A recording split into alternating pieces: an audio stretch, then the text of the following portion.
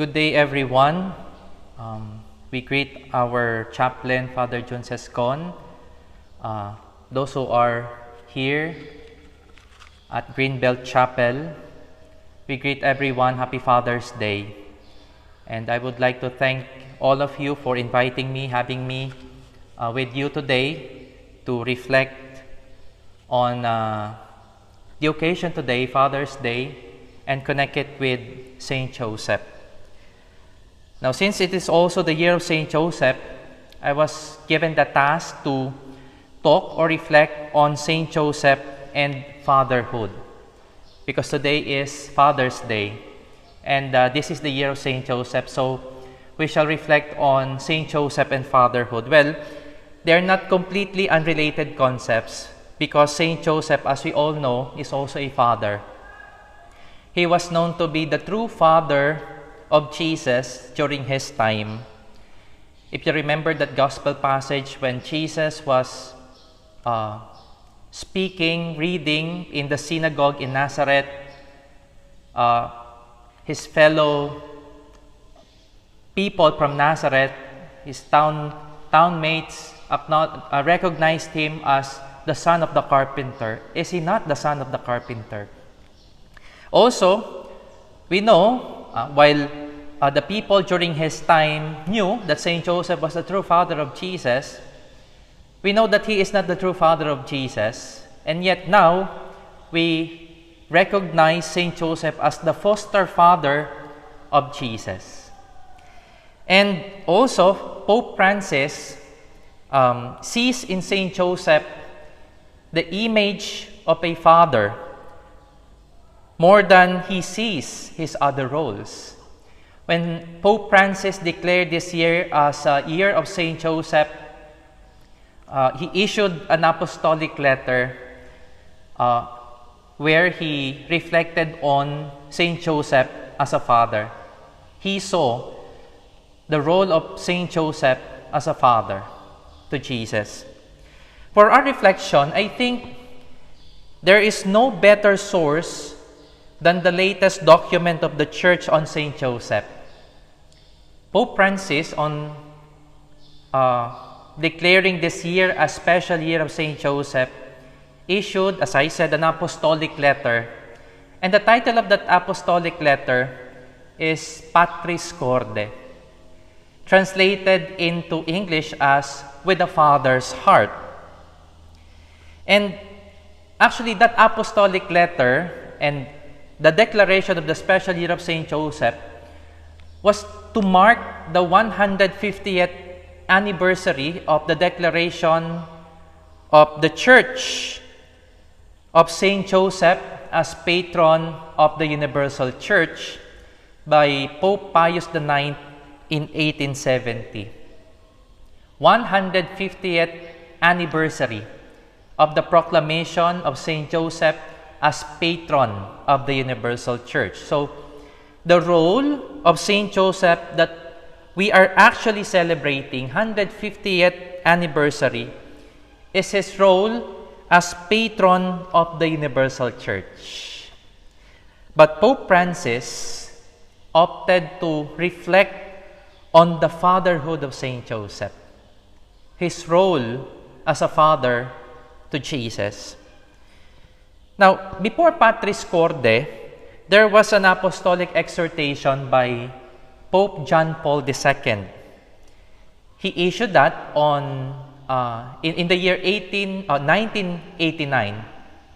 And the title of that apostolic exhortation is Redemptoris Custos, translated into English as Guardian of the Redeemer. If you happen to read that apostolic exhortation, the subtitle or the contents of that apostolic exhortation was a discussion on the person and mission of St. Joseph. If you read the entirety of Redemptoris Custos, there was no mention of St. Joseph being a father. There is a mention, but as a foster or legal father of Jesus. Not the same fatherhood, same concept of being a father, which Pope Francis in his apostolic letter discussed and reflected on. So in Redemptoris Custos, John Paul II saw Saint Joseph only as a guardian, as the title of the exhortation suggests, guardian of the Redeemer. He did not say father of the Redeemer, but guardian of the Redeemer. Well, rightly so, because the fact remains that Saint Joseph is not the true father of Jesus. He was just the foster father of Jesus. But Pope Francis saw in Saint Joseph the role and true image of a father. Hence, the title, Patris Corde, with the father's heart. Now, in Patris Corde, Francis reflected on the 7 fatherly qualities of Saint Joseph. And I strongly believe that revisiting Patris Corde and reflecting on the fatherly qualities of Saint Joseph, we can create a profile for our fathers today to imitate. After all, one of the objectives of Pope Francis in writing this apostolic letter declaring the special year of Saint Joseph is to imitate Saint Joseph in his virtues and in his zeal. In fact, in the words of Pope Francis, Saint Joseph's figure is close to our own human experience. So I would like us to visit again Patris Corde and see what Saint Joseph through Pope Francis tells us, especially those who are fathers among us. As I said, in Patris Corde, Pope Francis reflected on the 7 fatherly qualities of Saint Joseph. He said, Saint Joseph is a beloved father, a tender and loving father, an obedient father, an accepting father, a working father, a creatively courageous father, and a father in the shadows.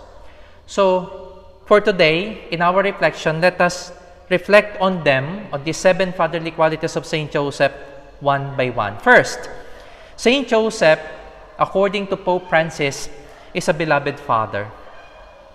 This is connected with the second, actually, which says Saint Joseph is a tender, loving father. Saint Joseph was not only beloved, he is also loving. In fact, Saint Joseph's being beloved proceeds from his being a loving person. A loving person with the role of a father. So let us talk about the concept of love. Saint Joseph is beloved and also loving. And connect this, see its relevance to Saint Joseph's fatherhood. Fyodor Dostoevsky, the Russian author of the novel Crime and Punishment, which was published in 1866, wrote another novel under the title Demons. Demons was published in 1871.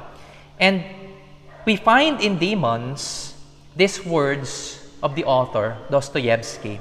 He said, "One cannot love what one does not know." One cannot love what one does not know. If we take Dostoevsky's words, it only shows that there is a close connection between love and knowledge. To love and to know. In fact, this is affirmed in biblical theology. Because in the language of the Bible, knowledge, or the verb to know, has something to do with the concept of intimacy. Like for example, when the angel Gabriel appeared to Mary and said she would be the mother of God, of course, the reaction of Mary was shock. And in response, Mary asked, "How shall this be, seeing I do not know man?" How shall this be, seeing, I do not know man.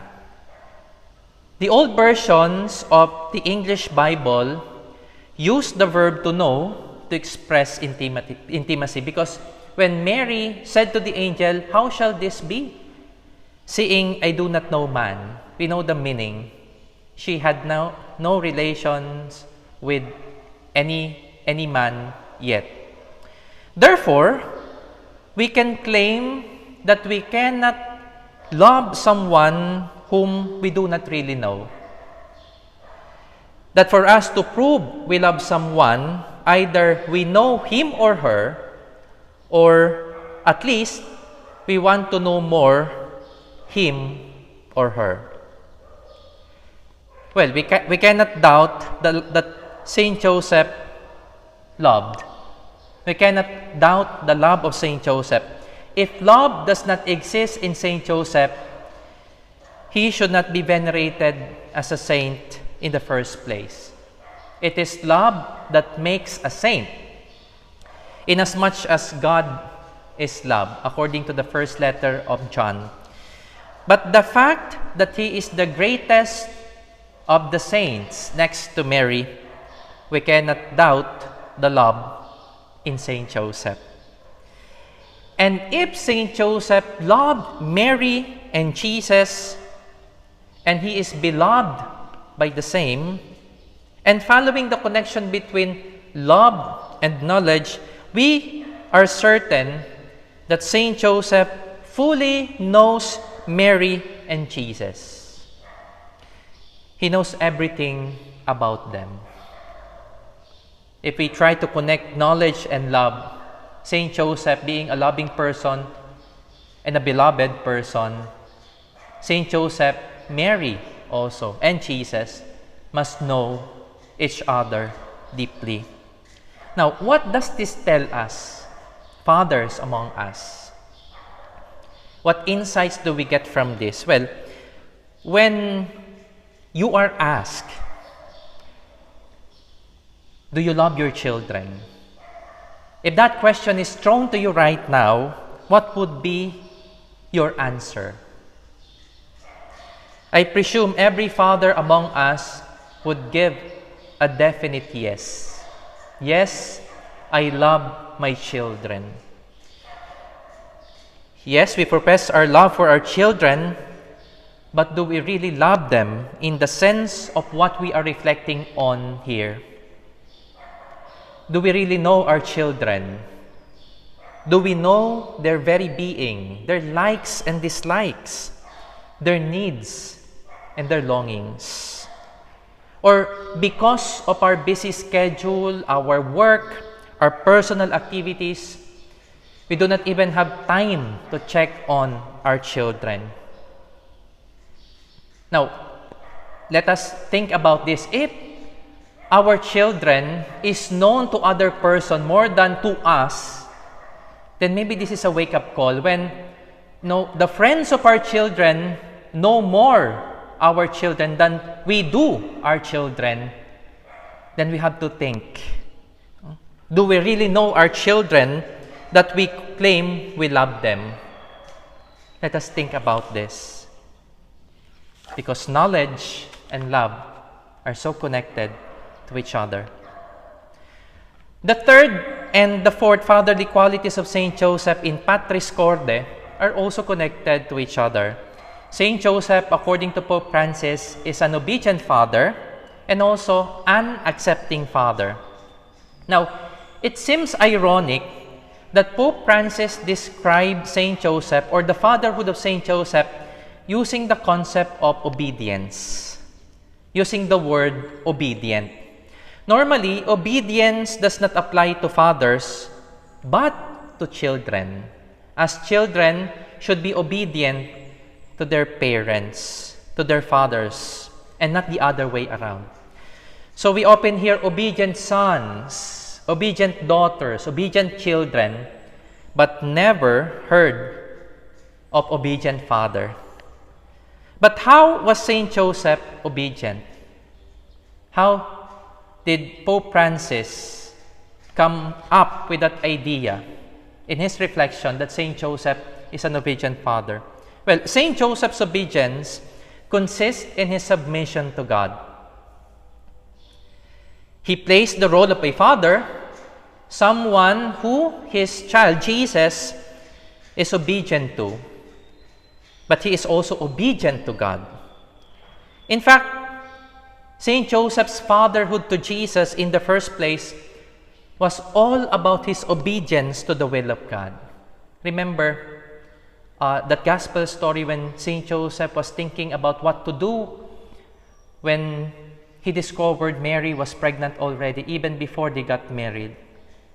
He was thinking about, divorcing her secretly when, lo and behold, the angel of the Lord appeared to him and said, Joseph, do not be afraid to take Mary as your wife. Part of that word, or those words of the angel, was the implication that stand as a father to the child in the womb of Mary. And the angel even said to Joseph, you shall name him Jesus. And when Jesus was born, Saint Joseph did not name him with any other name, but with the name God has given to him through the angel. At the middle of the night, when Herod was trying to look for Jesus, to kill him, to kill the baby Jesus, he was again awakened by the angel and told to go to Egypt. All this he did in obedience to God. His fatherhood, his role as a father to Jesus, was ultimately in obedience to the will of God. Now, what is this to us, fathers? We are fathers not only because we sired children. Well, biologically speaking, the moment that an offspring is born from us, or because of us, we become fathers. But we are fathers not only because we biologically sire children. We are fathers because in the first place, God willed us so. So in the final analysis, it is, as it is, told to us many times, our loved ones are but lent to us by God. Our children also, for that matter, are lent to us by God. We always hear and we always say, pahiram lamang sila ng Diyos. So in the exercise of our fatherhood to our children, whose will is it that should ultimately be done? That is the question. Is it your will? When we make our children do something, is it because it is the right thing to do in accordance with the will of God? Or is it only what we want them to do? Whose will is it? Our will or the will of God? Because we are all God's children. Those of us who play the role of a father are but delegates of God. Our ultimate father is God. Are we obedient? This is the question. Are we obedient to God in the exercise of our fatherhood towards our children? Because Saint Joseph was obedient to God in his fatherhood. Hence, he was an obedient father. Now, let us connect this to the other fatherly quality of Saint Joseph, accepting father. Being obedient fathers calls for an attitude of acceptance. Because there are times when we find it difficult to surrender our desires for our children to God. This happens especially when our children have wants that we do not want them to have. And we insist on what we want for them. This happens. I'm talking about, for example, their choice of friends. Sometimes we dictate on their choices of friends. Oh, do not befriend this or that. You should befriend this or that. We dictate on the choices of friends, for example, or choice of career. When you take college, for example, you will tell your children, when you take college, you take this course. Do not take that course, take this course. Or even the choice of spouse. When you marry this girl, marry this man. So are we that type who, trying to decide for our children that we insist on our will in their personal choices? But what if what they want, which sometimes would not be what we want, is what God wants for them? Now here enters the attitude of acceptance that must go with our obedience to God. Saint Joseph was not only an obedient father, he was not only obedient to God, he also accepted the will of God, even at times when the will of God was in opposition to his own will. Now, in our roles as fathers, do we place the will of God over our own and trustingly accept the will of God as better than ours? Now, think about that. Next, the fifth and the sixth fatherly qualities of St. Joseph speak of St. Joseph as creatively courageous and a working father. St. Joseph is a creatively courageous father. He is also a working father. Well, everybody knows the connection of work with St. Joseph. We have this feast on St. Joseph on May 1, St. Joseph the worker. In the Bible, we know the occupation of St. Joseph. He was a carpenter. The people of Nazareth were able to identify Jesus because of his father, the carpenter. So we know the connection of work with St. Joseph. St. Joseph worked as a carpenter. But in Pope Francis' reflection, St. Joseph did not only work. He does his work with creativity and courage. Hence, creatively courageous father. And that makes his fatherhood very unique. I like the reflection of Pope Francis on St. Joseph being creatively courageous. Among the 7 fatherly qualities of St. Joseph, this one is what I like most. I like it because it is something new. It is the first time I heard St. Joseph being referred to as creatively courageous. And I like it because St. Joseph took the nativity story in order to illustrate his reflection on this, creatively courageous.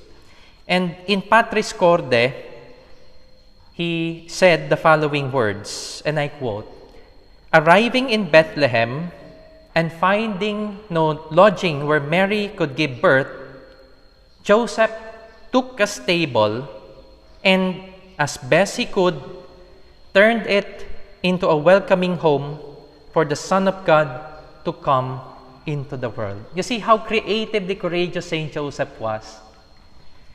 When Joseph and Mary arrived in Bethlehem, at the time of giving birth, St. Joseph was not able to find a decent place because all the inns were filled up, occupied, no vacancy.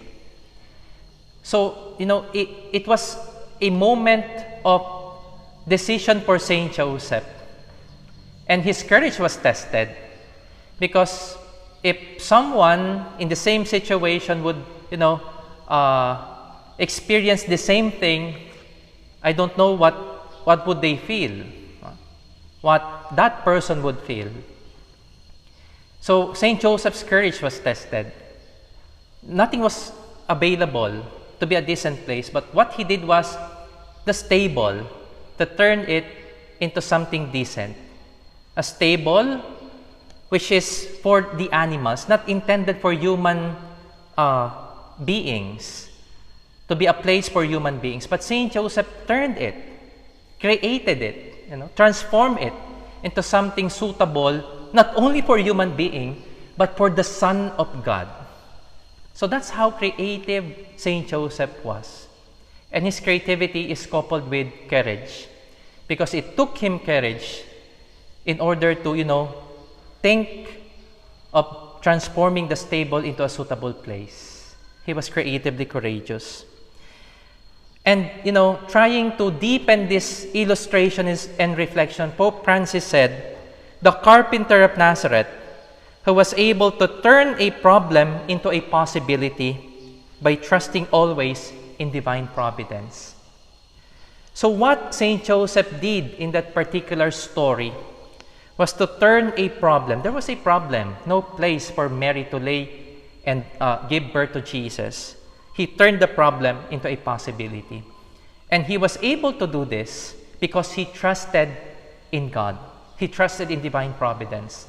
And that made St. Joseph courageous. Courage comes from the Lord.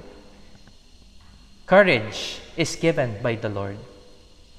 Nothing is impossible with God. That St. Joseph was able to turn the problem. What is impossible? There is no room. There is no place.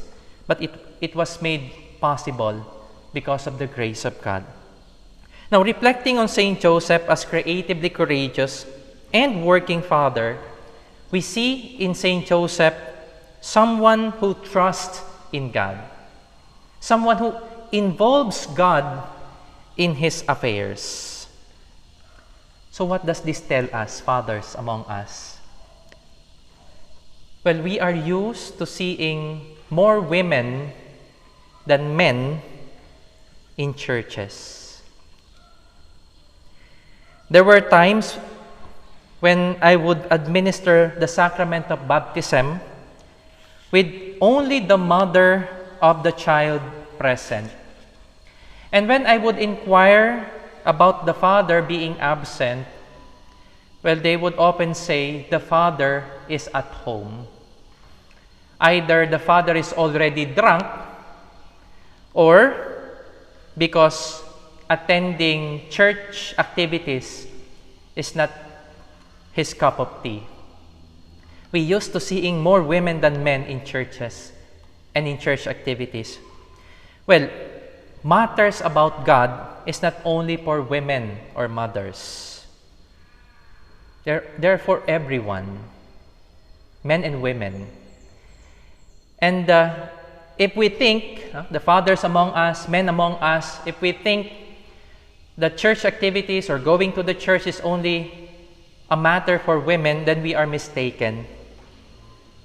It does not lessen our manliness when we go to church and attend church activities. In fact, if one wants to be a good father to their children, he must get close to God. If we want to be a good father to our children, we have to go to the church. We have to pray to God. We have to get close to God, who incidentally we all call, women and men call him our Father. So there is no perfect picture of a father aside from St. Joseph. And ultimately, it is God. St. Joseph was a father to Jesus, but we know, and it is proven, that he is devoted to God. Are we also that kind of a father? A father who involves God in his affairs. And finally, St. Joseph is a father in the shadows. Now, consider these words of Pope Francis in Patris Corde. I quote, he said, "Being a father entails introducing children to life and reality, not holding them back, being overprotective or possessive, but rather making them capable of deciding for themselves, enjoying freedom and exploring new possibilities." End of quote. Beautiful words from the Holy Father in Patris Corde on his reflection on St. Joseph as a father in the shadows. Our identity as father to our children does not fade until the afterlife. We are always the father of our children. It will never be taken away. Our fatherly supervision to our children is so close when they were young, when they were babies, when they are a little child. Our supervision is very close. When they were young, fragile, and weak, we stand in front of them, trying to ward off all that is dangerous to them. But as they grow old, we switch positions. We are no longer in front of them, protecting them, warding off all the dangers. But we switch positions. We want them to stand on their own, that we now stand at their back. We want them to discover things on their own. Little by little, we reduce ourselves into shadows of our children, so that our children will have the spotlight shine on them now. And this is especially true when our children become parents themselves.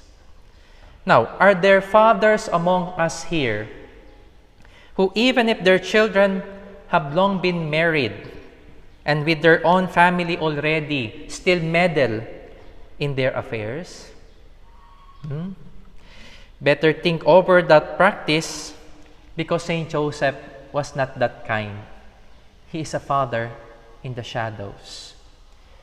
Saint Joseph taught Jesus many things when Jesus was still a child. But knowing that he is God, knowing that he has an immense or enormous mission ahead of him, he stood in the shadows. In fact, before Jesus started his public ministry, we did not hear about Saint Joseph anymore in the Bible. He was suddenly, taken away from the scene, from the story. Well, biblical scholarship would tell us that Saint Joseph already died even before Jesus started his public ministry. Well, it only shows that Saint Joseph stood at the shadows of Jesus when Jesus' time came. Now, fathers and even mothers among us can learn from Saint Joseph in our role as parents. We do not meddle in their affairs. When time comes, when they have their own families, we need to stand as shadows to our children. My dear fathers and mothers who are present here, not only fathers but also mothers, can learn from Saint Joseph. We can be beloved and loving parents. We can be obedient and accepting parents. We can work creatively and courageous. And we can always be someone in the shadow. So let us reduce ourselves, when time comes, into a shadow to our children. Thank you. Happy Father's Day.